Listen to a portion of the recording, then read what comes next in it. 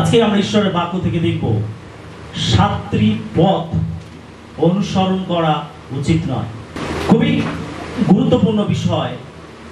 একজন খ্রিস্ট বিশ্বাসী হিসাবে, একজন খ্রিস্টের অনুসারী হিসাবে আমাদের এটা জেনে রাখা প্রয়োজন যে সাতটি পথ আমাদের অনুসরণ করা উচিত নয়। আমাদের বিশ্বাসের জীবনে চলার পথে বাইবেলের অনেক ইতিবাচক উদাহরণ রয়েছে, অনেক ইতিবাচক দিক রয়েছে যেগুলোকে বাইবেল আমাদেরকে অনুসরণ করতে বলে। আবার এমন কিছু দিক রয়েছে যেগুলো আমাদের অনুসরণ করা উচিত নয়। আর সেরকম সাতটি পথ নিয়ে আজকের আমরা আলোচনা করব। আমরা বাইবেলে দেখতে পাই এমন কিছু ক্যারেক্টার, আমরা বাইবেলে দেখতে পাই এমন কিছু বিষয় যেগুলো পজিটিভ, যেগুলোর মধ্যে থেকে আমরা শিক্ষা লাভ করি, আমরা প্রেরণা পাই, আমরা উৎসাহিত হই, আমাদের সেগুলোকে অনুসরণ করা উচিত। আবার বাইবেলে এমন কিছু বিষয় রয়েছে যেগুলো আমাদের অনুসরণ করা উচিত নয়। আর এগুলোর মধ্যে থেকেও আমরা চেতনা পেতে পারি, আমরা সতর্ক হতে পারি, সাবধান হতে পারি এবং আমরা আত্মিকভাবে সজাগ থাকতে পারি। আর এইরকম সাতটি পথ নিয়ে আজকে আমরা ঈশ্বরের বাক্য থেকে আলোচনা করব। যে সাতটি পথ আমরা অনুসরণ করব না, তার মধ্যে প্রথম যে বিষয়টি, আর সেটি হচ্ছে পিতরের যিশুকে অস্বীকার করা। আমরা মথলিখিত সুসমাচার তার 26 অধ্যায় 31 থেকে 35 পদ পাঠ করব। তখন যিশু তাহাদিগকে কহিলেন, এই রাত্রিতে তোমরা সকলে আমাতে বিঘ্ন পাইবে, কেননা লেখা আছে, আমি পাল রক্ষককে আঘাত করিব, তাহাতে পালের মেষেরা ছিন্ন ভিন্ন হইয়া যাইবে। কিন্তু উত্থিত হইলে পর আমি তোমাদের অগ্রে গ্যালিলে যাইব। পিতর উত্তর করিয়া তাহাকে কহিলেন, যদি সকলে আপনাতে বিঘ্ন পায়, আমি কখনো বিঘ্ন পাইব না। যিশু তাহাকে কহিলেন, আমি তোমাকে সত্য কহিতেছি, এই রাত্রিতে কুকড়া ডাকিবার পূর্বে তুমি 3 বার আমাকে অস্বীকার করিবে। পিতর তাহাকে কহিলেন, যদি আপনার সহিত মরিতে হয়, কোনো মতে আপনাকে অস্বীকার করিব না। সেইরূপ সকল শিষ্যই কহিলেন। আমরা আরেকটি অংশ দেখব, মত্তি 26 69 থেকে 75 পদ। ইতিমধ্যে পিতর বাহিরে প্রাঙ্গণে বসিয়াছিলেন, আর একজন দাসী তাহার নিকটে আসিয়া কহিল, তুমিও সেই গ্যালিলীয় যিশুর সঙ্গে ছিলে। কিন্তু তিনি সকলের সাক্ষাতে অস্বীকার করিয়া কহিলেন, তুমি কি বলিতেছ, আমি বুঝিতে পারিলাম না। তিনি ফটকের নিকটে গেলে, আর এক দাসী তাহাকে দেখিয়া সে স্থানে লোকদিগকে কহিল, এ ব্যক্তি সেই নাসরতীয় যিশুর সঙ্গে ছিল। তিনি আবার অস্বীকার করিলেন, দিব্যি করিয়া কহিলেন, আমি সে ব্যক্তিকে চিনি না। আর অল্পক্ষণ পরে যাহারা নিকটে দাঁড়াইয়া ছিল তাহারা আসিয়া পিতরকে কহিল, সত্যিই তুমিও তাহাদের একজন, কেননা তোমার ভাষা তোমার পরিচয় দিতেছে। তখন তিনি অভিশাপ পূর্বক শপথ করিয়া বলিতে লাগিলেন, আমি সে ব্যক্তিকে চিনি না। তখনই কুকড়া ডাকিয়া উঠিল। তাহাতে যিশু এই যে কথা বলিয়াছিলেন, কুকড়া ডাকিবার পূর্বে তুমি 3 বার আমাকে অস্বীকার করিবে, তাহা পিতরের মনে পড়িল, এবং তিনি বাহিরে গিয়া অত্যন্ত রোদন করিলেন। আমরা দেখতে পাই যে পিতর যিশুকে 3 বার চিনি না বলে অস্বীকার করেছিল। যিশু তিনি আগে থেকেই ভাববাণী করেছিলেন যে তোমরা সবাই আমাতে বিঘ্ন পাবে, তোমরা সবাই যে যার মতো আমাকে ছেড়ে পালিয়ে যাবে। তখন পিতর বলেছিল, না প্রভু, আমি আপনাকে কখনো ছেড়ে পালিয়ে যাব না। এমনকি আপনার জন্য যদি আমাকে মরতেও হয়, আমি মরতেও প্রস্তুত আছি, তবুও আপনাকে অস্বীকার করব না। তখন যিশু বলেছিল, তুমি আমাকে 3 বার চিনি না বলে অস্বীকার করবে, আর তারপরে কুকুরা ডেকে উঠবে। আর আমরা দেখতে পাই যখন শত্রুরা যিশুকে বন্দী করেছিল, আর পিতর 3 বার যিশুকে চিনি না বলে অস্বীকার করলো। আর যখনই 3 বার তাকে চিনি না বলে অস্বীকার করলো, আর তখনই কুকুরা ডেকে উঠলো। আমরা পিতরের এই যে ক্যারেক্টার, যিশুকে অস্বীকার করা, আমরা খ্রিস্ট বিশ্বাসী হিসাবে আমরা কখনো আমাদের জীবনে যিশুকে অস্বীকার করতে পারি না। এটা এমনই একটি ক্যারেক্টার, এটা এমনই একটি বিষয় যেটা একজন বিশ্বাসী কখনো অনুসরণ করতে পারে না। Hallelujah, hallelujah. এই ঘটনা আমাদেরকে শিক্ষা দেয় যে চাপের মুখে আমাদের বিশ্বাসের সাথে আপোস করার বিপদ কি, এবং চ্যালেঞ্জিং পরিস্থিতিতেও দৃঢ় থাকার প্রয়োজনীয়তা তুলে ধরে। এখানে পিতরের উচিত ছিল যিশুকে স্বীকার করা, সবার সম্মুখে যিশুকে স্বীকার করা। যখন লোকেরা তাকে জিজ্ঞাসা করছিল, আরে তুমি না তাদের মধ্যে একজন, তুমি না যিশুর সঙ্গে ছিলে, তুমি না তাদের মধ্যে একজন? পিতর 3 বার বলেছিল আমি তাকে চিনি না।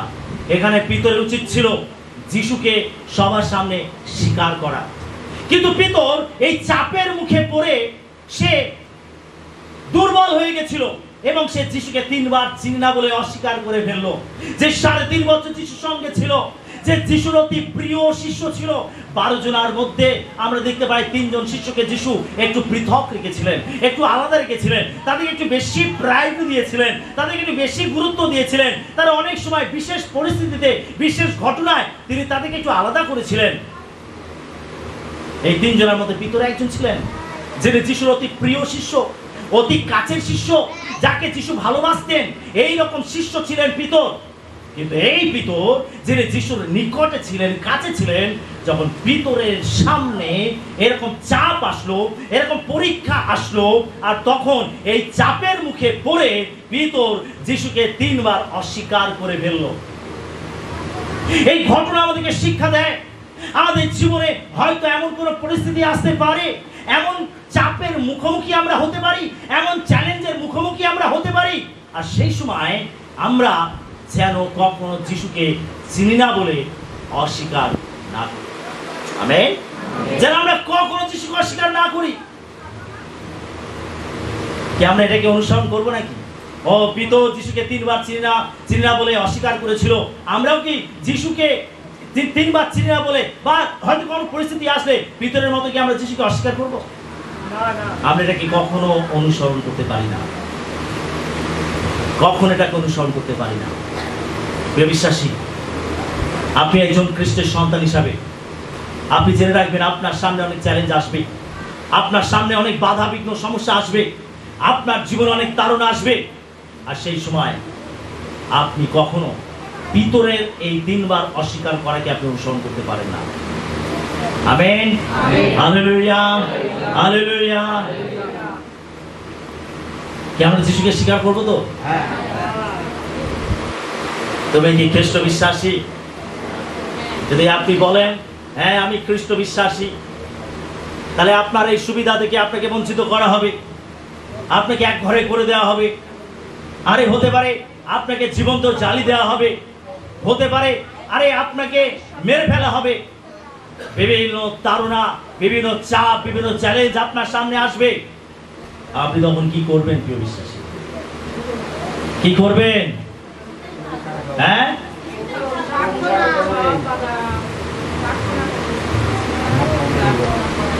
সবাই স্থির আছি তো বিশ্বাসে?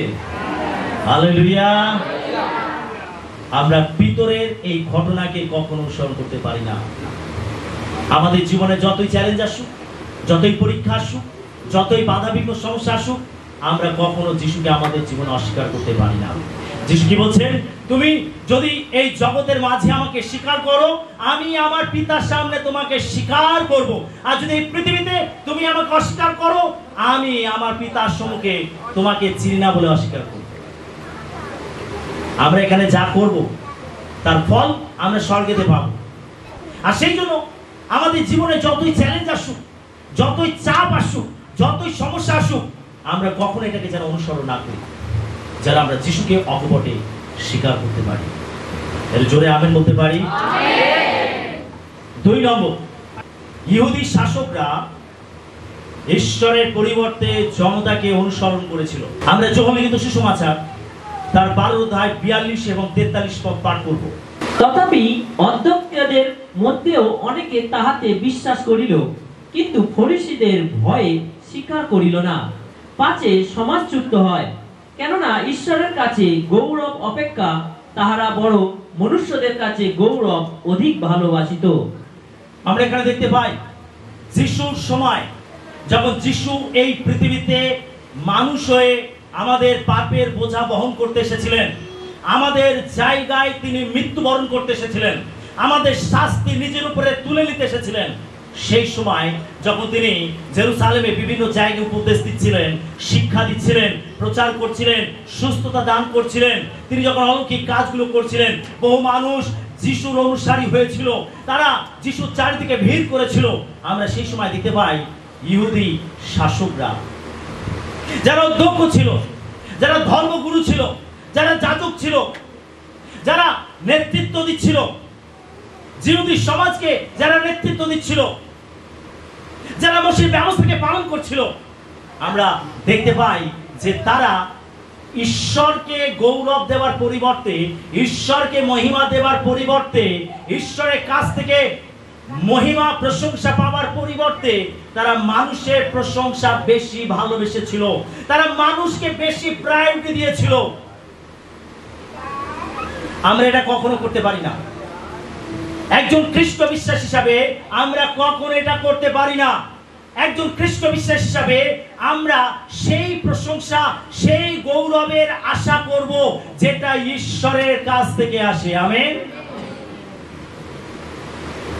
ইহুদি শাসকরা, যারা সেই সময় যাজক, অধ্যক্ষ এবং বিভিন্ন ধর্মগুরুরা যারা ছিলেন, তারা জগতের মানুষকে বেশি প্রাধান্য দিয়েছিল। তারা ঈশ্বরের পরিবর্তে, তারা যিশুর পরিবর্তে তারা জগতের লোকেদের বেশি প্রাধান্য দিয়েছিল। তারা জগতের লোকেদেরকে খুশি করতে চেয়েছিল, তারা জগতের বাহবা পেতে চাইছিল, মানুষের প্রশংসা পেতে চাইছিল। তারা ঈশ্বরের কাছ থেকে যে প্রশংসা আসে সেটা পাওয়ার ইচ্ছা তারা করেনি। শুনছি সকলে? আমেন। এটা মানুষের একটা প্রবণতা, মানুষের এটা একটা প্রবণতা।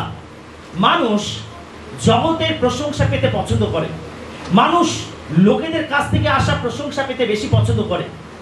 যেটা ঈশ্বরের কাছ থেকে আসে, মানুষ সেটাকে পাওয়ার ইচ্ছা করে না, সেটাকে পাওয়ার জন্য চেষ্টা করে না। মানুষ চেষ্টা করে এই জগতের প্রশংসা, এই জগতের গৌরব, এই জগতের মহিমা। যিশু বলেন, তোমরা সেই গৌরবের চেষ্টা করো যে গৌরব ঊর্ধ্ব থেকে ঈশ্বরের কাছ থেকে আসে। আমেন। কিন্তু যিশুর সময় আমরা দেখতে পাই যিহুদি শাসকরা তারা লোকেদের প্রশংসা পেতে চেয়েছিল, তারা ঈশ্বরের প্রশংসা পেতে চায়। ঈশ্বরের কাছ থেকে যেটা আসে তারা সেটার জন্য ইচ্ছা করেনি, তারা সেটার চেষ্টা করেনি। তারা জগৎ থেকে যেটা আসে, লোকেদের মধ্যে থেকে যেটা আসে, তারা সেইটা পাওয়ার ইচ্ছা প্রকাশ করেছিল। অনেক সময় বিশ্বাসীদের মধ্যে দেখতে পাওয়া যায়, অনেক সময় মণ্ডলীদের মধ্যে দেখতে পাওয়া যায়, অনেক সময় আমাদের কানের মধ্যে একটা চুলকানি তৈরি হয় লোকেদের প্রশংসা পাওয়ার জন্য। ও তুমি কি সুন্দর প্রার্থনা করেছো, ও তুমি কি সুন্দর প্রচার করেছো, ও তুমি কি সুন্দর, তুমি এই কাজটি করেছো। হ্যাঁ, প্রশংসা। বাইবেল বলছে লোকে তোমার প্রশংসা করুক, তোমার নিজ মুখ না করুক। হ্যাঁ, জগৎ থেকে লোকেরা ভালো কাজে প্রশংসা করতে পারে, কিন্তু আমরা কখনো এই জগতের কাছ থেকে প্রশংসা পাওয়ার চেষ্টা করতে পারি না। আমরা জগতের মহিমা পাওয়ার চেষ্টা করতে পারি না, জগতের বাহবা পাওয়ার জন্য আমরা কোনো কাজ করতে পারি না। যদি আমরা জগতের কাছ থেকে প্রশংসা পাওয়ার জন্য ঈশ্বরের সেবা কাজ করছি, তাহলে ওই যিহুদি শাসকের মতো অবস্থা আমাদের হবে। আমরা ঈশ্বরের থেকে জগৎকে তাহলে প্রাধান্য দিয়ে ফেলেছি, আমরা মানুষকে বেশি প্রাধান্য দিয়ে ফেলেছি, আমরা জগতের গৌরবের পিছনে দৌড়াচ্ছি। যেটা ঈশ্বরের কাছ থেকে আসে আমরা সেটা পাওয়ার চেষ্টা করছি না। ঈশ্বরের কাছ থেকে আমরা তখনই পাবো যখন আমরা নিজেদেরকে অস্বীকার করব, নিজেদের ইচ্ছাগুলোকে মারব, নিজেদের অভিলাষগুলোকে মারব। যখন আমরা ঈশ্বরের বাক্যতে জীবনযাপন করবো, তখনই ঈশ্বরের কাছ থেকে আমরা প্রশংসা পাবো, ঈশ্বরের কাছ থেকে আমরা বাহবা পাবো। Amen, hallelujah. তাই আমরা জগতের প্রশংসা যেন পাওয়ার চেষ্টা না করি, জগতের গৌরব পাওয়ার চেষ্টা না করি, আমরা যেন জগতের পিছনে না দৌড়াই। কিন্তু আমরা সেই প্রশংসার পিছনে দৌড়াবো যেটা ঈশ্বরের কাছ থেকে আসে। যখন আপনি ঈশ্বরের সেবা করবেন, যখন আপনি ঈশ্বরের বাক্যতে চলবেন, এই জগতের লোকেরা হয়তো আপনাকে ঘৃণা করতে পারে, এই জগতের লোকেরা আপনাকে হয়তো তুচ্ছ করতে পারে, এই জগতের লোকেরা হয়তো আপনার বিদ্রুপ করতে পারে, নিন্দা করতে পারে। আপনি জগতের লোকেদেরকে খুশি করার জন্য করবেন না, আপনি ঈশ্বরকে খুশি করার জন্য করবেন। আমেন। এই জগৎ আপনাকে নিন্দা করবে, কিন্তু আপনি জেনে রাখুন ঈশ্বর আপনাকে মহিমা দেবে। হালেলুয়া। আর এটারই চেষ্টা আমাদেরকে করতে হবে। যদি আমরা জগতের লোকেদেরকে তাল মিলিয়ে চলি, জগতের লোকেদেরকে খুশি করার চেষ্টা করি, তাহলে আমরা ঈশ্বরকে অখুশি করবো আমাদের জীবনে। হয়তো এমন কিছু কাজ যেটা ঈশ্বর পছন্দ করেন না, কিন্তু জগতের মানুষ পছন্দ করে। আপনি জগতের মানুষকে পছন্দ করতে গিয়ে আপনি ঈশ্বরকে আপনি অসন্তুষ্ট করলেন। সেই জন্য আমাদের উদ্দেশ্য থাকতে হবে যে আমি আমার জীবনে এমন কথা বলবো যেটাতে ঈশ্বর খুশি হন, আমি এমন কিছু কাজ করব যেটাতে ঈশ্বর খুশি হন, আমি এমন কিছু পদক্ষেপ নেব যেটাতে ঈশ্বর খুশি হন। জগতের লোক আমাকে ঘৃণা করতে পারে, জগতের লোক আমাকে অপছন্দ করতে পারে, জগতের লোক আমার পিছনে বিভিন্ন নিন্দা করতে পারে, তাড়না করতে পারে, করুক। আমি জগতের প্রশংসা পেতে চাই না, আমি ঈশ্বরের প্রশংসা পেতে চাই। আমেন। আর এটাই আমাদেরকে চেষ্টা করতে হবে। Hallelujah, hallelujah. এটি আমাদেরকে সতর্ক করে যে আমাদের প্রভুর কাছ থেকে আসা গৌরবের আশা করতে হবে এবং মানুষের প্রশংসা পাওয়ার আশা যেন আমরা না করি। আমেন। Hallelujah, hallelujah. আপনি প্রভু সেবা করছেন, লোকেরা যা বলছে বলুক, লোকেরা যা করছে করুক, আপনি কেবল আপনার কাজে মন দিন, আপনি কেবল প্রভু সেবায় মন দিন, আপনি কেবল প্রভুর দিকে দৃষ্টি রাখুন। জগতের লোকেরা যা করছে করতে দিন। আপনি জেনে রাখুন, আজ জগতের লোকেরা আপনাকে নিয়ে বিভিন্ন সমালোচনা করছে, আপনাকে নিয়ে বিভিন্ন বিদ্রুপ করছে, তাড়না করছে, অপমান করছে। আপনি জেনে রাখুন, শেষ বিচারে প্রভু জগতের লোকের মাঝে আপনার প্রশংসা করবেন। হালেলুয়া।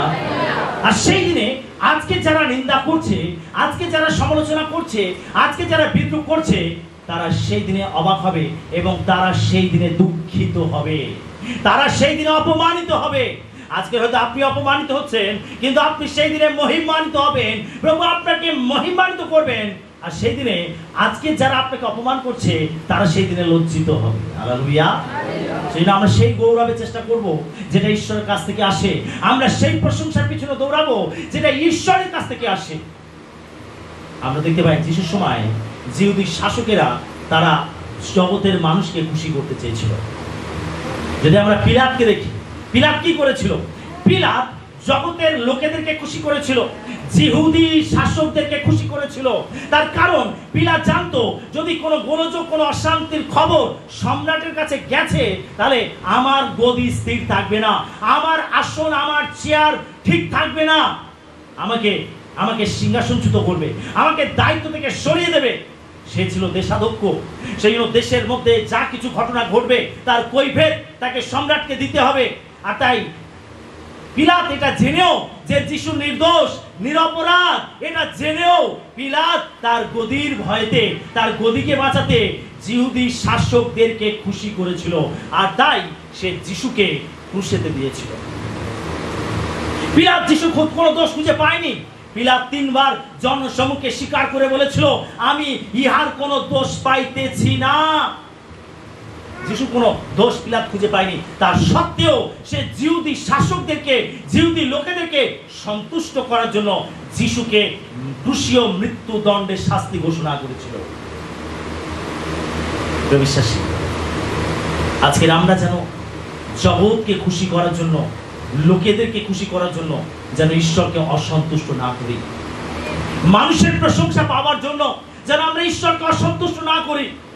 আমাদের জীবনে প্রত্যেকটা চলার পথে, আমাদের জীবনে প্রত্যেকটা পদক্ষেপে আমাদেরকে জানতে হবে যে আমি একমাত্র ঈশ্বরকে খুশি করব, আমি ঈশ্বরের কাছ থেকে বাহবা পাবো, আমি ঈশ্বরের কাছ থেকে প্রশংসা পাবো।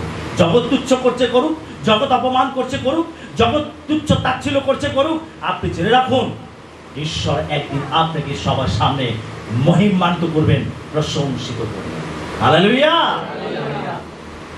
সেই দিনের জন্য আমাদেরকে অপেক্ষা করতে হবে। কি আমরা তার জন্য প্রস্তুত আছি? এই জগতের অপমান, এই জগতের তুচ্ছ তাচ্ছিল্য বিদ্রুপ আমাদের প্রত্যেককে সহ্য করতে হবে। তার জন্য প্রস্তুত আছি? Hallelujah, hallelujah. 3 নম্বর, একমাত্র প্রতিভাবান ব্যক্তি। আমরা মধ্যলিখিত সুসমাচার তার 25 অধ্যায় 14 থেকে 18 পদ এবং 24-25 পদ পাঠ করব। কারণ মনে করো যেন কোনো ব্যক্তি বিদেশে যাইতেছে, তিনি আপন দাসদিগকে ডাকিয়া নিজ সম্পত্তি তাহাদের হস্তে সমর্পণ করিলেন। তিনি একজনকে 5 তালন্ত, অন্যজনকে 2 তালন্ত এবং আরেকজনকে 1 তালন্ত, যাহার যেরূপ শক্তি তাহাকে তদানুসারে দিলেন। পরে বিদেশে চলিয়া গেলেন। যে 5 তালন্ত পাইয়াছিল সে তখনই গেল, তাহা দিয়া ব্যবসা করিল এবং আর 5 তালন্ত লাভ করিল। যে 2 তালন্ত পাইয়াছিল সেও তদ্রূপ করিয়া আর 2 তালন্ত লাভ করিল। কিন্তু যে 1 তালন্ত পাইয়াছিল সে গিয়া ভূমিতে গর্ত করিয়া আপন প্রভুর টাকা লুকাইয়া রাখিল। পরে যে 1 তালন্ত পাইয়াছিল সেও আসিয়া কহিল, প্রভু, আমি জানিতাম আপনি কঠিন লোক, যেখানে বুনেন নাই সেইখানে কাটিয়া থাকেন ও যেখানে ছড়ান নাই সেইখানে কুড়াইয়া থাকেন। তাই আমি ভীত হইয়া গিয়া আপনার তালন্ত ভূমির মধ্যে লুকাইয়া রাখিয়াছিলাম। দেখুন, আপনার যাহা আপনি পাইলেন। আমরা এখানে দেখতে পাই যিশু একটি দৃষ্টান্ত দিয়েছিলেন। তিনি 3 জন ব্যক্তিকে তিনি বলছেন একটি উদাহরণে যে একজন মনিব সে 3 জন ব্যক্তিকে তার যে তালন্ত অর্থাৎ যে মুদ্রা তিনি ভাগ করে দিয়ে গেলেন। তিনি একজনকে 5 তালন্ত দিলেন, একজনকে 2 তালন্ত দিলেন, আর একজনকে 1 তালন্ত দিলেন। অর্থাৎ একজনকে 5 টাকা দিলেন, একজনকে 2 টাকা দিলেন, আর একজনকে 1 টাকা দিলেন। এবং তাদেরকে বলে যে তোমরা এটাকে ব্যবসা করো, তোমরা এটা নিয়ে ব্যবসা বাণিজ্য করো, আর আমি অমুক সময় ফিরে আসবো এবং তোমাদের কাছ থেকে আমি হিসাব নেব এবং ফেরত নেব। তিনি দিয়ে দূর দেশে চলে গেলেন। সেই মনিব তার সময় মতো তিনি যখন এসে তিনি ফিরে আসলেন, আর তিনি এসে সেই 3 জন ব্যক্তিকে ডাকলেন। প্রথম যাকে 5 টাকা দেওয়া হয়েছিল সেই ব্যক্তি যখন আসলো, সে 5 টাকাকে ব্যবসায় ব্যবহার করে সে আরো 5 টাকা উপার্জন করেছিল, সে দ্বিগুণ করেছিল। আর সে এসে তার মনিবকে হিসাব দিল, দেখুন আমি 5 টাকা দিয়ে আরো 5 টাকা উপার্জন করেছি। সেই মনিব খুব খুশি হলেন এবং তাকে বাহবা দিলেন, তাকে প্রশংসা দিলেন। তারপরে যাকে 2 টাকা দিয়েছিল সেই মনিব তাকেও ডাকলেন, আর সে এসে বলল যে দেখুন আমি আরো 2 টাকা উপার্জন করেছি। আর সেই মনিব তাকেও প্রশংসা বাহবা দিল। এখন যাকে 1 টাকা দেওয়া হয়েছিল সেই মনিব তাকে ডাকলো, আর সে বলল যে আমি কোনো কাজে কর্মে এটাকে ব্যবহার করিনি, আমি এটাকে পুঁতে রেখেছিলাম। আমি জানি আপনি কঠিন লোক, আপনি যেখানে বপন করেন না সেখানেই কাটেন, আমি সেই জন্য এটাকে লুকিয়ে রেখেছিলাম। আমরা দেখতে পাই সেই মনিব তাকে শাস্তির ব্যবস্থা করেছিলেন, যে সেটাকে লুকিয়ে রেখেছিল, যে সেটাকে ব্যবহার করেনি, কাজে লাগায়নি। প্রিয় বিশ্বাসী, এই যে 1 তালন্ত যাকে দেওয়া হয়েছিল, এই 1 তালন্ত পাওয়া ব্যক্তিকে আমরা কখনো অনুসরণ করতে পারি না, আমরা কখনো এই ব্যক্তিকে আমরা ফলো করতে পারি না। আমরা খ্রিস্ট বিশ্বাস হিসাবে আমরা কখনো এই একজন যে ব্যক্তি যে 1 তালন্ত পেয়েছিল, যে সেটাকে কাজে লাগায়নি, যে সেটাকে ব্যবহার করেনি, আমরা তাকে কখনো অনুসরণ করতে পারি না। ঈশ্বর আমাদেরকে বিভিন্ন তালন্ত দিয়েছেন। আমরা যেদিন যিশুকে আমাদের জীবনের ত্রাণকর্তা বলে গ্রহণ করেছি, প্রভু আমাদেরকে কিছু না কিছু তালন্ত দিয়েছেন। কাউকে প্রার্থনা করার তালন্ত দিয়েছেন। তালন্ত বলতে আপনার জীবনে ঈশ্বরের অনুগ্রহ, পবিত্র আত্মার বিভিন্ন ফল, বিভিন্ন বরদান। আমাদেরকে ঈশ্বর কাউকে শূন্য হাতে রাখেননি। তিনি আমাদের প্রত্যেককে কিছু না কিছু গিফট দিয়েছেন। তিনি পবিত্র আত্মার কিছু না কিছু অনুগ্রহ দান দিয়েছেন। কিছু না কিছু প্রতিভা আমাদের জীবনে রয়েছে, কিন্তু আমরা যদি সেটাকে কাজে না লাগাই, যদি আমরা সেটাকে ব্যবহার না করি, তাহলে আমরা ওই একটি তালন্ত যে পেয়েছিল সেই ব্যক্তির মতো হয়ে উঠবো। আর এই ব্যক্তিকে আমরা কখনো অনুসরণ করতে পারি না। একজন খ্রিস্ট বিশ্বাস হিসাবে আমরা কখনো ওই এক তালন্ত পাওয়া ব্যক্তিকে আমরা কখনো অনুসরণ করতে পারি না। কিন্তু আজকে বহু বিশ্বাসী আছে যারা ওই এক তালন্ত পাওয়া ব্যক্তিকে অনুসরণ করে। তারা তাদের প্রতিভা, তাদের তালন্ত তারা গোপন করে রাখে, লুকিয়ে রাখে, তারা ব্যবহার করে না। তালন্ত বলতে বোঝায় আমাদের জীবনে ঈশ্বরের অনুগ্রহ দান। হয়তো কাউকে প্রার্থনা করার ক্ষমতা দিয়েছেন ঈশ্বর, কাউকে তো জীবনে একটা ভালো সাক্ষ্য দিয়েছেন, হয়তো কাউকে প্রচার করার জন্য ডেকেছেন, হয়তো তাকে অন্যান্য পরিচর্যা কাজ করার জন্য ডেকেছেন, কাউকে তো আরাধনা করার জন্য ডেকেছেন, কাউকে তো বাজনা বাজানোর জন্য ডেকেছেন, কাউকে তো অন্যান্য দায়িত্বগুলো পালন করার জন্য ডেকেছেন। বিশ্বাসী, ঈশ্বর কিছু না কিছু প্রতিভা আপনাকে দিয়েছেন, ঈশ্বর কিছু না কিছু তালন্ত আপনাকে দিয়েছেন। যদি আপনি সেটাকে কাজে না লাগান, যদি আপনি সেটাকে ব্যবহার না করেন, যদি আপনি সেটাকে পুঁতে রেখে দেন, আপনি জেনে রাখুন আপনার জীবন থেকে প্রভু হিসাব দেবেন। এবং যদি আপনি সেটাকে বহুগুণে বৃদ্ধি করতে না পারেন, যদি সেই তালন্তকে ব্যবহার করে আপনি আরো তালন্ত উপার্জন করতে না পারেন, ঠিক ওই 2 তালন্ত পাওয়া এবং 5 তালন্ত পাওয়া ব্যক্তির মতো যদি আপনি না হন, আপনি জেনে রাখুন প্রভু আপনার জন্য কঠিন শাস্তির ব্যবস্থা করবেন। আমাদের খ্রিস্ট জীবন শুধু খাওয়া পড়া নয়, খ্রিস্ট জীবন শুধু মণ্ডলীতে আসলাম, প্রার্থনায় আসলাম, যোগদান করলাম, এই পর্যন্ত সীমিত থাকা নয়। আমাদের প্রত্যেককে প্রভু সেবা করার জন্য ডাকা হয়েছে। আমাদের প্রত্যেকেই আদেশ করা হয়েছে, যাও সমুদ্র সৃষ্টির কাছে এবং সমস্ত সৃষ্টির কাছে সুসমাচার প্রচার করো। আমাদেরকে বলা হয়েছে যাও সৃষ্টির মাঝে, যাও জগতের মাঝে, যাও, আমাদেরকে যেতে বলা হয়েছে। কিন্তু আমরা বহু বিশ্বাসী আছি, আমরা বসে আছি, আমরা অনুসরণ করছি ওই 1 তালন্ত পাওয়া ব্যক্তিকে, যে 5 তালন্ত পেয়েছিল, 5 তালন্ত উপার্জন করেছিল, 2 তালন্ত পেয়েছিল, আরো 2 তালন্ত উপার্জন করেছিল। আমরা কতজন তাদেরকে অনুসরণ করছি? আজকে আপনি আপনার জীবনে যাচাই করে দেখুন, আপনি আপনার জীবনে কাকে অনুসরণ করছেন। আমাদের প্রত্যেককেই প্রভুর সেবা কাজ করার জন্য ডাকা হয়েছে। Hallelujah, hallelujah. সবাইকে এক কাজ করার জন্য ডাকা হয়নি। সকলেই প্রচার করবে না, সকলেই প্রার্থনা করবে না, সকলেই আরাধনা করবে না, সবাইকে একই কাজের জন্য ডাকা হয়নি, সবাইকে ভিন্ন ভিন্ন কাজের জন্য ডাকা হয়েছে। সেই জন্য তো মণ্ডলীকে দেহের সঙ্গে তুলনা করা হয়েছে। দেহতে যেমন বিভিন্ন অঙ্গ প্রত্যঙ্গ থাকে এবং তাদের কাজ আলাদা আলাদা থাকে, একই রকম প্রত্যেকটা বিশ্বাসীর কাজ আলাদা আলাদা। আপনাকে আপনার কাজটা ঠিকভাবে করতে হবে। আপনি আপনার কাজটাকে, আপনার দায়িত্বকে কখনো অবহেলা করতে পারেন না। যদি আমরা প্রত্যেকে নিজের কাজ, নিজের দায়িত্ব ঠিকভাবে পালন করি, ঠিকভাবে আমরা বহন করি, বিশ্বাসী, আমরা অবশ্যই আমাদের জীবনে তালন্ত উপার্জন করব। Amen, hallelujah. আপনাকে যা দেওয়া হয়েছে আপনাকে সেটাকে দ্বিগুণ করতে হবে। আপনাকে যেটা দেওয়া হয়েছে সেটাকে দ্বিগুণ করতে হবে। কি দ্বিগুণ করার জন্য চেষ্টা করছেন?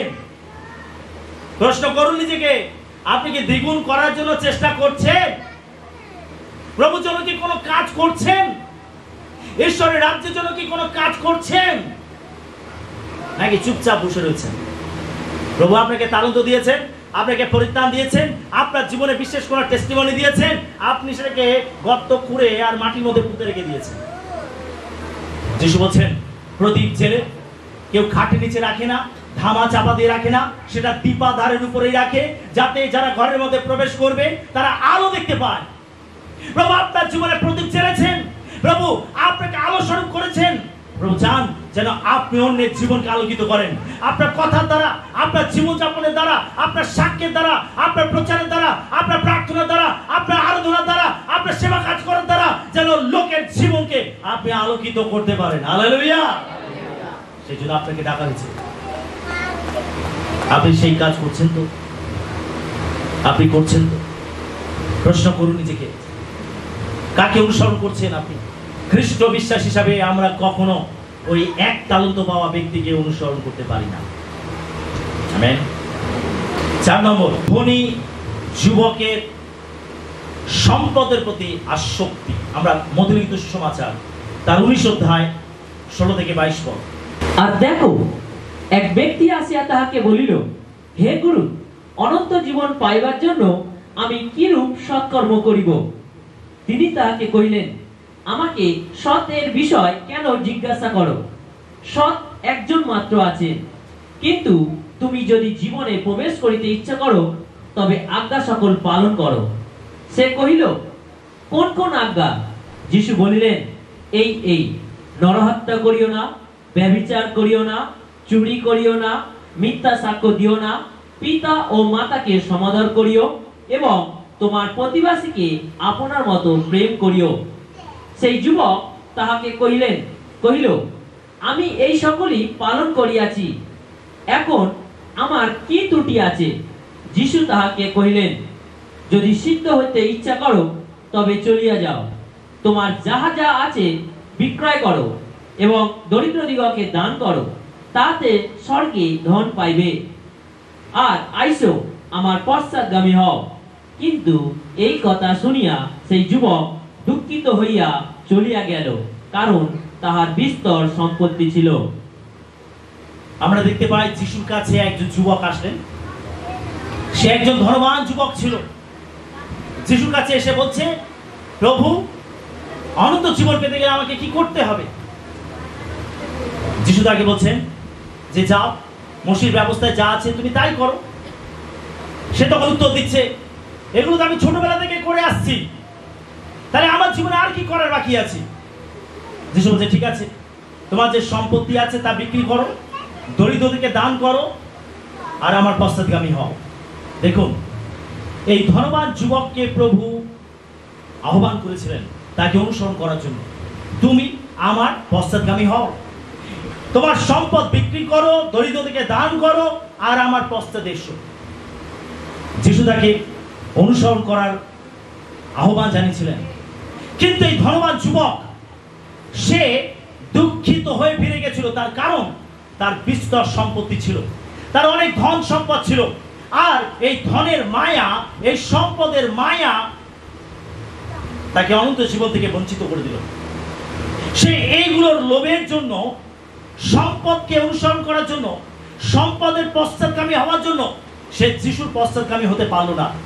সে ঈশ্বরের রাজ্যকে, অনন্ত জীবনকে প্রায়োরিটি দেওয়ার পরিবর্তে সে তার সম্পদকে, টাকা পয়সাকে প্রায়োরিটি দিল, প্রাধান্য দিল। আর সেই জন্য সে যিশুর এই কথাতে, সে তার আহ্বানে সাড়া দিয়ে এগিয়ে আসতে পারল না। বিশ্বাসী, আমরা এই যুবককে আমরা অনুসরণ করতে পারি না। এই যুবকের জীবন থেকে আমরা কি শিক্ষা পেতে পারি?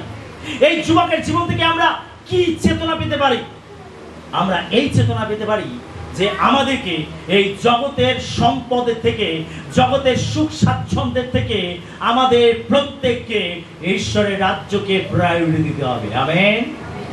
অনন্ত জীবনকে প্রাধান্য দিতে হবে। আমরা সবকিছুর বিনিময়ে আমরা অনন্ত জীবনকে কখনো হারাতে পারি না। আমেন।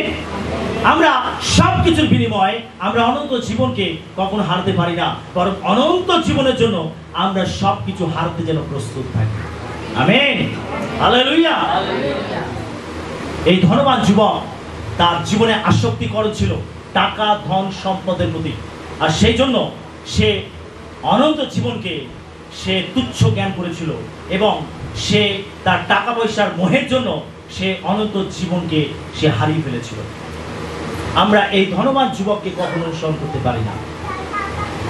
আজকে আমরা কি টাকা পয়সার পিছনে দৌড়াচ্ছি, ধন সম্পদের পিছনে দৌড়াচ্ছি? বাইবেল বলছে যারা ধনী হতে বাসনা করে তারা বিভিন্ন সমস্যার মধ্যে, বিপদের মধ্যে জড়িয়ে পড়ে। আপনি দেখুন চারদিকে, যারা টাকা পয়সা, ধন সম্পদের পিছনে দৌড়ায়, যারা ধনবান হতে ইচ্ছা করে, তারাই কিন্তু বিপাকে পড়ে, তারাই কিন্তু সমস্যার মধ্যে পড়ে, তারাই কিন্তু বিভিন্ন জটিলতার মধ্যে জড়িয়ে পড়ে। সেটা আমাদের জীবন ধন সম্পদ আসক্ত বিহীন জীবন হতে হবে। হালেলুয়া। আমরা যা পেয়েছি তাতে যেন সন্তুষ্ট থাকি, যা পাচ্ছি তাতে যেন সন্তুষ্ট থাকি, আমরা যেন অল্পতে সন্তুষ্ট থাকতে পারি।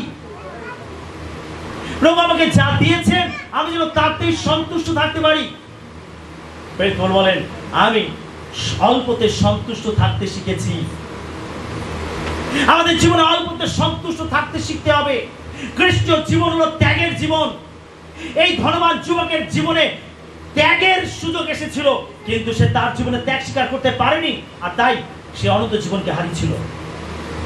যদি আমরা ত্যাগ স্বীকার করতে প্রস্তুত না থাকি, আমরা কখনো অনন্ত জীবনকে ধরে রাখতে পারবো না। তাই আমাদের জীবনে দরকার ত্যাগ।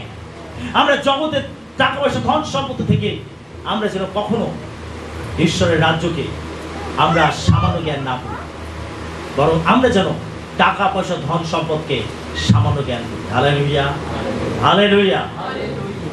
স্বর্গে যা আছে আমরা তা কল্পনা করতে পারি না। আমেন। স্বর্গে যা আছে আমরা তা কল্পনা করতে পারি না। পিতর যিশুকে কি বলেছিল? প্রভু, আমাদের সবকিছু ত্যাগ স্বীকার করে আপনার পশ্চাৎগামী হয়েছে, আমরা স্বর্গে গিয়ে কি পাবো? যিশু কি বলেছিলেন? যা কিছু পৃথিবীতে তোমরা হারাচ্ছ তার শতগুণ স্বর্গেতে ফেরত পাবে। হালেলুয়া। যা কিছু পৃথিবীতে আপনি ত্যাগ স্বীকার করবেন, আপনি স্বর্গেতে তার শতগুণ ফিরে পাবেন। সেই জন্য এই জগতে একজন খ্রিস্ট বিশ্বাস হিসাবে আমাদের টাকা পয়সা ধন সম্পদের পিছনে আমরা কখনো দৌড়াতে পারি না। এই ধনবান যুবককে আমরা কখনো অনুসরণ করতে পারি না। আমেন। 5 নম্বর, অননীয় এবং সাফিরার প্রতারণা। আমরা পেরি তার 5-1 থেকে 11 পদ পাঠ করব। আমরা খ্রিস্ট বিশ্বাস হিসাবে কখনো অননীয় এবং সাফিরাকে অনুসরণ করতে পারি না। কি করেছিল তারা? যখন আদি মণ্ডলী পরিচর্যা কাজ শুরু করেছিল, তখন দেখতে পাই সুসমাচার প্রচারের জন্য অর্থের প্রয়োজন ছিল, আর তাই বিশ্বাসীরা তাদের সম্পত্তি বিক্রি করে সেই অর্থ এনে পেরিদের চরণে রাখছিল, যাতে ঈশ্বরের রাজ্যের প্রয়োজন মেটানো যায়। সেই অর্থ ব্যবহার করে সুসমাচার প্রচার করা যায়। আর সেই সময় আমরা দেখতে পাই অননীয় এবং সাফিরা, এই স্বামী স্ত্রী, তারা স্থির করলো যে আমরাও আমাদের সম্পত্তি বিক্রি করে সেই অর্থ এনে আমরা প্রভুর সেবার জন্য দেব। তারা বাড়িতে গেল, তারা এক পরামর্শ হয়ে তাদের সম্পত্তি বিক্রি করলো। এখন তাদের হাতে টাকা আসলো। যখন তারা সেই টাকা হাতে পেল, তখন তাদের মন পরিবর্তন হয়ে গেল। তখন তারা চিন্তা ভাবনা করতে আরম্ভ করলো, আরে সব টাকা আমরা দিয়ে দেব, আরে কিছু টাকা আমরা সরিয়ে রাখি। কিন্তু তার আগে কি স্থির করেছিল? যে আমরা সম্পূর্ণটাই আমরা প্রভুকে দেব, সম্পূর্ণটাই প্রভুর চরণে রাখবো। কিন্তু এখন যখন তাদের হাতে টাকা এসেছে, তখন তারা চিন্তা করছে, আরে সবটাই কি আমরা দিয়ে দেব? তার মধ্যে থেকে তারা কিছুটা সরিয়ে রাখলো তাদের নিজেদের জন্য, আর বাকিটা তারা নিয়ে গেল পেরিতদের কাছে। যখন পিতরের কাছে মণ্ডলীর মধ্যে উপস্থিত হয়ে যখন পিতরের হাতে সেই অর্থ দিচ্ছে, তখন ঈশ্বরের আত্মা পিতরকে জানাচ্ছে যে অননীয় ঈশ্বরের সঙ্গে প্রতারণা করছে, একটি ভান করছে, ধার্মিকতার ভান করছে, তারা প্রতারণা করছে। তখন পিতর তাকে কি বলছে? অননীয়, শয়তান কেন তোমার হৃদয়কে এমন পূর্ণ করলো যে তুমি আমার কাছে নয়, তুমি ঈশ্বরের কাছে মিথ্যা কথা বললে। যখন তুমি সেই সম্পত্তি বিক্রি করেছিলে, সেই সম্পত্তি তোমার ছিল এবং বিক্রি হবার পরেও তোমার ছিল, কিন্তু তুমি সেখান থেকে কেন তুমি নিজের জন্য সরিয়ে রাখলে? আমরা দেখতে পাই এই কথা বলা মাত্র অননীয় সেখানে পড়ে গিয়ে সে মারা গেল, এবং যুবকেরা তার দেহকে নিয়ে গিয়ে কবরস্থ করলো। আর এই ঘটনার কিছুক্ষণ পরে তার স্ত্রী মণ্ডলীর মধ্যে আসলো। আর যখন তার স্ত্রী মণ্ডলীর মধ্যে আসলো, তখন সে জানে না কি হয়েছে। সে যখন দ্বারে পা রাখলো, সেখানেও সে প্রাণ ত্যাগ করলো।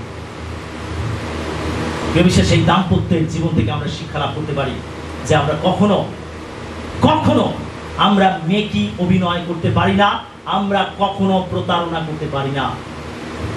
অনেক সময় আমরা ধার্মিকতার ভান করি, অনেক সময় আমরা অভিনয় করি। আমাদের ভেতরে থাকে এক, আমরা বাইরে দেখাই আরেক। ঠিক যেভাবে অননীয় এবং সাফিরা করেছিল। প্রথমত তারা তাদের প্রতিজ্ঞা স্থির থাকেনি। তারা যে প্রতিজ্ঞা করেছিল সেই প্রতিজ্ঞায় তারা স্থির থাকতে পারেনি। দ্বিতীয়ত, তারা মণ্ডলীর মধ্যে তারা প্রতারণা করেছিল, তারা মিথ্যা কথা বলেছিল, তারা অভিনয় করেছিল, তারা মণ্ডলীর মধ্যে দেখাতে চাইছিল যে দেখো আমরা কত বড় দাতা। তারা দেখাতে চাইছিল যে আমরা কতটা আমরা ঈশ্বরের রাজ্যের জন্য দিচ্ছি দেখো। কিন্তু তারা তাদের নিজেদের স্বার্থে সেখান থেকে সরিয়ে রেখেছিল। তারা স্থির করেছিল তারা সবটাই দেবে, কিন্তু তারা সেখান থেকে নিজেদের জন্য সরিয়ে রেখেছিল। পিতর কি বলছেন? তোমরা আমাদের কাছে নয়, ঈশ্বরের কাছে মিথ্যা কথা বলছো। এই অননীয় সাপিরার জীবন থেকে আমরা এই শিক্ষা লাভ করতে পারি। আমরা তাদেরকে অনুসরণ করতে পারি না। তারা মণ্ডলীর সঙ্গে প্রতারণা করেছিল, তারা ঈশ্বরের কাছে মিথ্যা কথা বলেছিল। আমরা কখনো এই প্রতারণা করতে পারি না। আপনি প্রভুর জন্য যা প্রতিজ্ঞা করেন, আপনি সেই প্রতিজ্ঞায় স্থির থাকবেন। আমেন। যদি প্রভুর জন্য কোনো প্রতিজ্ঞা করেছেন, আমি এটা করব, আমি এটা দেব, আমি ওই কাজটি দায়িত্ব নেব, আপনি প্রভুর জন্য যে প্রতিজ্ঞা করবেন সেই প্রতিজ্ঞা আপনাকে পূরণ করতে হবে। আমরা কখনো প্রভুর সঙ্গে প্রতারণা করতে পারি না। আমরা এই অননীয় এবং সাপিরাকে অনুসরণ করতে পারি না। হালেলুয়া। 6 নম্বর, প্রাধান্যের জন্য দিয়ত্রিপির আকাঙ্ক্ষা। আমরা 3 যোহন 1:9 এবং 10 পদ দেখব। আমি মণ্ডলীকে কিছু লিখিয়াছিলাম, কিন্তু তাহাদের প্রাধান্য প্রিয় দিয়ত্রিপি আমাদিগকে গ্রাহ্য করে না। এজন্য যদি আমি আসি, তবে সে যে সকল কার্য করে তাহা স্মরণ করাইব, কেননা সে দুর্বাক্য দ্বারা আমাদের গ্লানি করে এবং তাহাতেও সন্তুষ্ট নয়। সে আপনিও ভাতৃগণকে গ্রাহ্য করে না, আর যাহারা গ্রাহ্য করিতে ইচ্ছা করে তাহাদিগকেও বারণ করে এবং মণ্ডলী হইতে বাহির করিয়া দেয়। আমরা দেখতে পাই শিষ্য যোহন তিনি মণ্ডলীর প্রতি একটি বিশেষ বার্তা দিচ্ছেন। আমরা এখানে দেখতে পাই দিয়ত্রিপি, যিনি মণ্ডলীর মধ্যে কর্তৃত্ব এবং প্রাধান্য পাওয়ার আকাঙ্ক্ষা করেছিলেন, আর সেই জন্য তিনি কোন খ্রিস্ট বিশ্বাসীকে মানতেন না, তিনি তাদের কথা মতো চলতেন না। এমনকি যোহন বলছে যে সে আমাদেরকেও মানে না, অর্থাৎ যারা প্রেরিত শিষ্য ছিল তাদেরকে উপেক্ষা করত। সে চাইতো শ্রেষ্ঠ পদ, সে চাইতো কর্তৃত্ব, প্রাধান্য, এটার পিছনে সে দৌড়াতো, এটা পাওয়ার জন্য সে আকাঙ্ক্ষিত ছিল। আর সেই জন্য সে মণ্ডলীর মধ্যে কোনো শৃঙ্খলাকে মানত না, কোনো বিশ্বাসীকে মানত না, এমনকি যারা প্রেরিত তাদেরকেও মানত না। এই দিয়ত্রিপিকে আমরা কখনো অনুসরণ করতে পারি না। প্রাধান্য পাওয়ার জন্য দিয়ত্রিপির মধ্যে যে আকাঙ্ক্ষা ছিল, আমরা কেউ এই প্রাধান্য এবং কর্তৃত্ব পাওয়ার জন্য, বিশেষ পদ পাওয়ার জন্য আমরা কখনো আকাঙ্ক্ষিত হতে পারি না।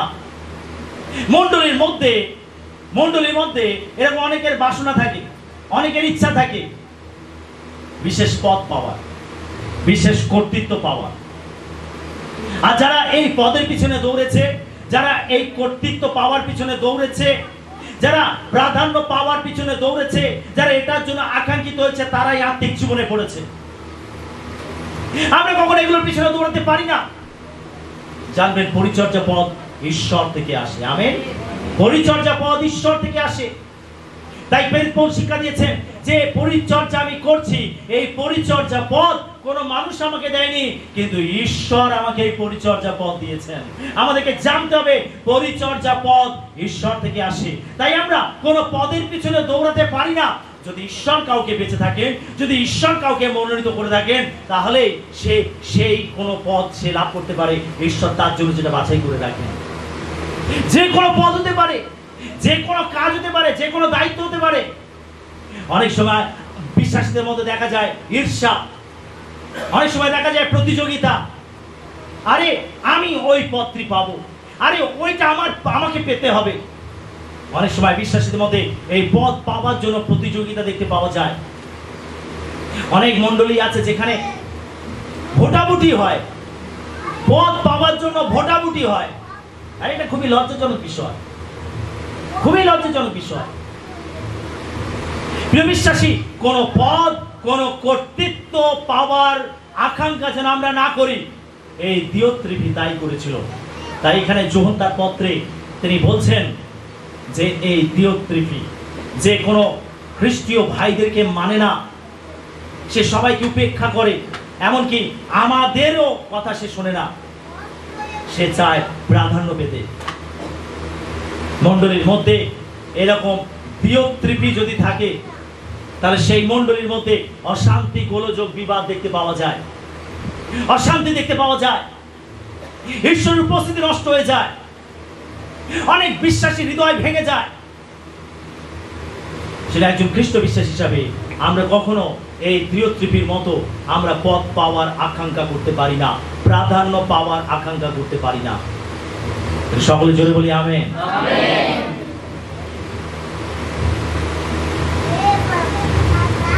আমি ঈশ্বরকে ধন্যবাদ দিই, এই ভয়ঙ্কর বিষয় থেকে আমাদের মণ্ডলী এখনো প্রভুর দয়াতে সুরক্ষিত রয়েছে।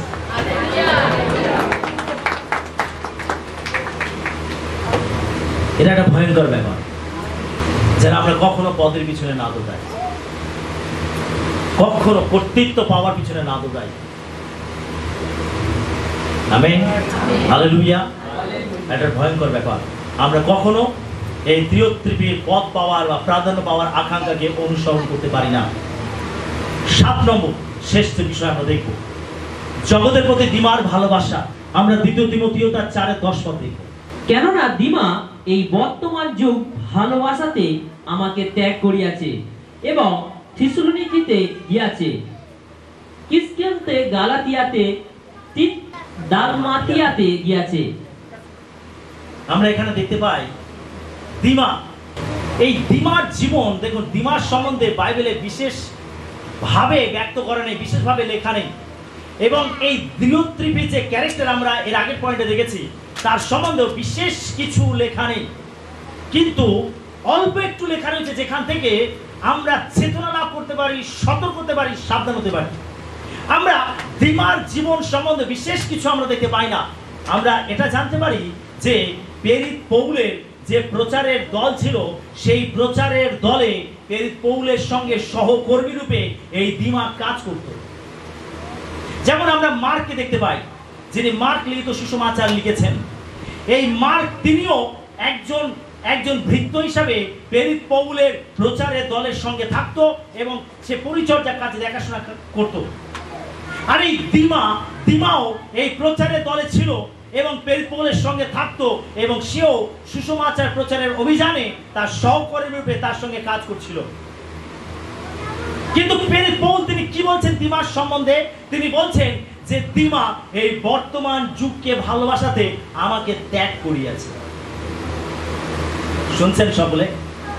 এই ছোট ছোট ঘটনা, এই ছোট ছোট বিষয়ের মধ্যে থেকে আমরা গভীর আত্মিক বিষয় সম্বন্ধে চেতনা লাভ করতে পারি।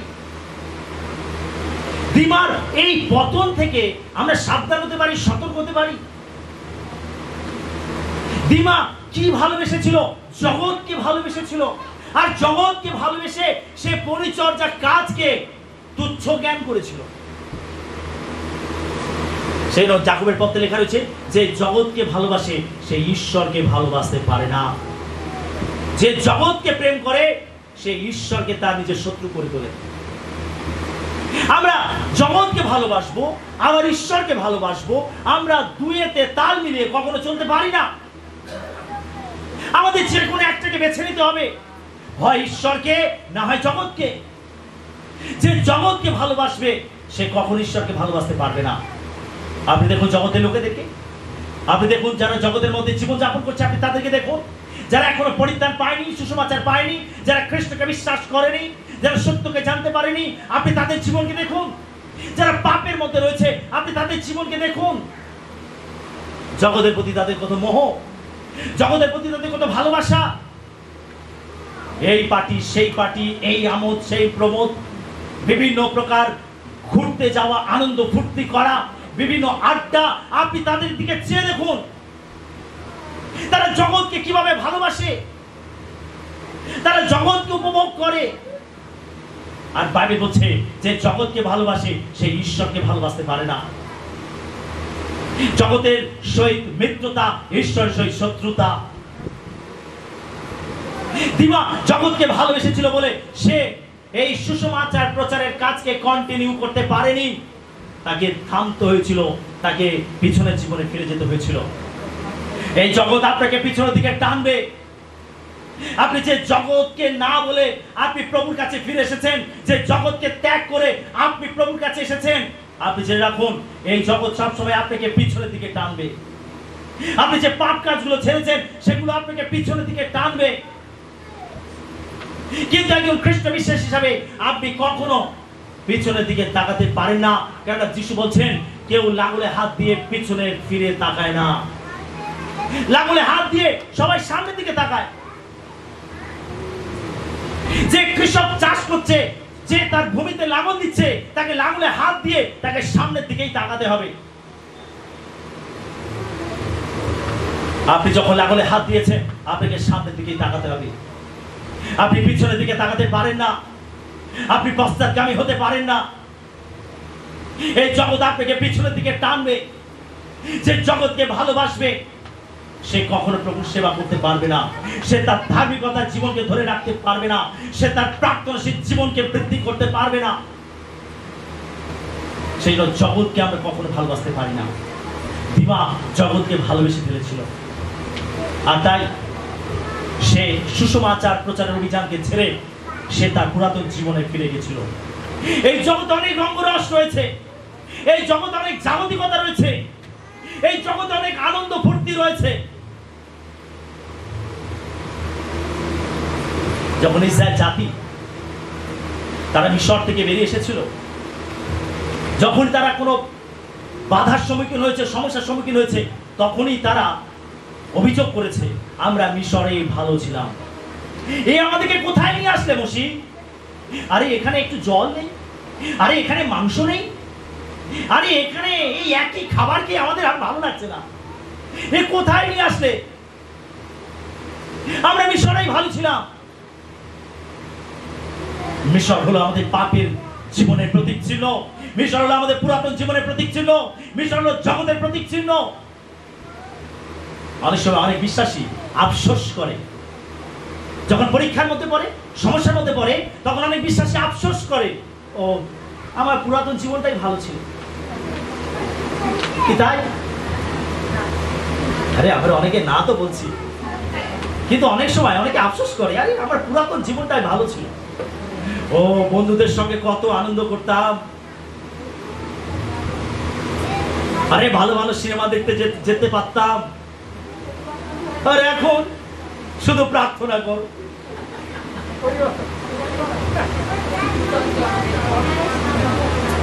কি আপনার হৃদয় এরকম দুঃখিত হয় না? যদি আপনার হৃদয়ে এরকম দুঃখ হয়, তাহলে আপনি একটা ডেঞ্জার জোনে দাঁড়িয়ে রয়েছেন। আত্মিক জীবনে একটা বিপজ্জনক জায়গায় আপনি দাঁড়িয়ে রয়েছেন। তার মানে জগৎ আপনাকে হাত ছাড়ি দিয়ে ডাকছে, আয় আমার কাছে। জগৎ আপনাকে হাত ছাড়ি দিয়ে ডাকছে, আয় আমার কাছে। যিশু যিশু করে কিছু হবে না, আমার কাছে আয়। দেখ আমার কাছে টাকা পয়সা, ধন সম্পদ, আনন্দ ফুর্তি সবকিছু আছে, আয় আমার কাছে, ফিরে আয়, ফিরে আয়। আপনি দোলনের মধ্যে পড়ে যান, একবার যিশুর দিকে তাকান আর একবার পিছনের দিকে তাকান। আরে আমার জন্য অপেক্ষা করছে ওইগুলো। আপনার বন্ধু বান্ধব দেখা হলে আপনাকে ডাকছে, আরে আয় না একদিন। আপনি তার মন ডাকার জন্য, হ্যাঁ ঠিক আছে ঠিক আছে আসবো। আবার পরের দিন দেখা হলো, আপনার বন্ধু আপনাকে ডাকছে, আরে আয় না একদিন। আপনি বলেন ঠিক আছে চাপ।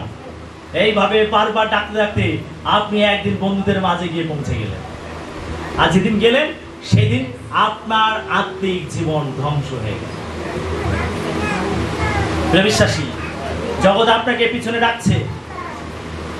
যদি আপনি জগৎকে প্রেম করে ফেলেন, যদি আপনি জগৎকে ভালোবেসে ফেলেন, আপনি জেনে রাখবেন আপনি আপনার আত্মিক জীবন হারাবেন।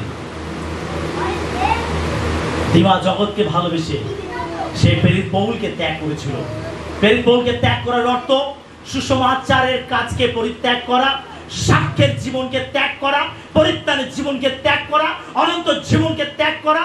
দিমা এগুলোকে ত্যাগ করেছিল তার জীবনে। সে রঙিন জগৎকে ভালোবেসে ফেলেছিল। আমরা এই রঙিন জগৎকে কখনো ভালোবাসতে পারি না। Hallelujah, hallelujah, hallelujah. লোটকে ঈশ্বর কি বলেছিলেন? লোটকে বলেছিলেন, তুমি শীঘ্র এই নগর থেকে বেরিয়ে যাও, এই নগর থেকে বেরিয়ে ওই পর্বতে গিয়ে পৌঁছাও। এই নগর ধ্বংস হতে চলেছে। সদম গোমরা হলো এই জগতের প্রতীক চিহ্ন। সদম গোমরা হলো এই জগতের প্রতীক চিহ্ন। ঈশ্বর আমাদেরকে বলছেন, তুমি এই জগতের রঙ্গরস থেকে পালিয়ে যাও, এই জগতের মন্দতা থেকে পালিয়ে যাও, এই জগতের পাপ বিলাস থেকে পালিয়ে যাও। যাও গিয়ে পর্বতে গিয়ে ওঠো। ওই পর্বত মানে ক্রুশ, ওই পর্বত মানে অনন্ত জীবন, ওই পর্বত মানে স্বর্গরাজ্য। যাও, তুমি সেখানে পৌঁছে যাও। এই সদম গোমরা থেকে বেরিয়ে যাও। বিশ্বাসী, আমাদের সদম গোমরার বাইরে পা রাখতে হবে। এই জগতে থাকবো, কিন্তু এই জগতের সঙ্গে আমরা মিশবো না। আমেন। এই জগৎকে আমরা ভালোবাসবো না। আমি অনেক সময় বলে থাকি, বিশ্বাসী জীবন প্যাকাল মাছের মতো হতে হবে। প্যাকাল মাছ পাঁকের মতো থাকে, কিন্তু তার গায়েতে কিন্তু কাদা লাগে না, পাঁক লাগে না। আমাদের জীবন সেরকম হতে হবে। এই জগতের মধ্যে আমরা থাকবো, কিন্তু জগৎকে আমরা প্রেম করবো না। জগতের কোনো বিষয় আমরা আসক্ত হব না। জগতের কোনো বিষয়কে আমরা ভালোবাসবো না। জোরে আমেন বলে। হালেলুয়া। এই দিমা জগৎকে ভালোবেসে ফেলেছিল, আর সেই জন্য সে সুসমাচার প্রচারকে ত্যাগ করে ফেলেছিল। প্রিয় বিশ্বাসী, এই 7টি বিষয়কে আমরা অনুসরণ করতে পারি না। কি কি? 1 নম্বর বিষয়, পিতরের যিশুকে 3 বার অস্বীকার করা। আমরা আমাদের জীবনে কখনো পিতরের এই ঘটনাকে অনুসরণ করতে পারি না। আমরা কখনো যিশুকে অস্বীকার করতে পারি না। 2 নম্বর কি আছে? আমরা কখনো এই জিহুদি শাসকদের মতো হতে পারি না। আমরা তাদেরকে অনুসরণ করতে পারি না। আমরা সেই গৌরবের চেষ্টা করব যেটা ঈশ্বরের কাছ থেকে আসে। আমরা জগতের কাছ থেকে প্রশংসা কুড়াবার চেষ্টা করব না। 3 নম্বর, একমাত্র প্রতিভাবান ব্যক্তি যে 1 তালন্ত পেয়েছিল, পুঁতে রেখেছিল, সেটাকে কাজে লাগায়নি। আমরা কখনো ওই প্রতিভাবান ব্যক্তির মতো হতে পারি না যে 1 তালন্ত পেয়েছিল। আমরা কখনো আমাদের প্রতিভাকে লুকিয়ে রাখতে পারি না, পুঁতে রাখতে পারি না। আমাদের সর্বদা যে তালন্ত আমরা পেয়েছি, ঈশ্বরের কাছ থেকে যে অনুগ্রহ আমরা পেয়েছি, অবশ্যই আমাদের সর্বদা ঈশ্বরের সেবার জন্য সেটাকে ব্যবহার করতে হবে। 4 নম্বর কি? ধনী যুবকের সম্পদের প্রতি আসক্ত। আমরা কখনো এই ধনবান যুবককে অনুসরণ করতে পারি না যে ধন সম্পদে আসক্ত হয়েছিল। আমরা ধন সম্পদের থেকে আমরা ঈশ্বরের রাজ্যকে বেশি প্রাধান্য দেব। আমেন। 5 নম্বর, অননীয় এবং সাপিরা। তাদের প্রতারণা, তারা মণ্ডলীর সঙ্গে প্রতারণা করেছিল, তারা ঈশ্বরের কাছে মিথ্যা কথা বলেছিল। আমরা কখনো এই অননীয় সাপিরার জীবনকে অনুসরণ করতে পারি না। 6 নম্বর কি আছে? প্রাধান্য পাওয়ার জন্য দিয়তৃপীর আকাঙ্ক্ষা। আমরা কখনো মণ্ডলীর মধ্যে আমরা প্রাধান্য, কর্তৃত্ব, ক্ষমতা, পদ পাওয়ার জন্য যেন দিয়তৃপীর মতো আমরা আকাঙ্ক্ষিত না হই। এবং 7 নম্বর হচ্ছে জগতের প্রতি দিমার ভালোবাসা। আমরা কখনো দিমার মতো জগৎকে যেন ভালো না বাসি। আমরা এই 7টি বিষয়কে কখনো অনুসরণ করব না। আমেন। হালেলুয়া। ঈশ্বর তার বাক্যে আমাদের সবাইকে আশীর্বাদ করুন।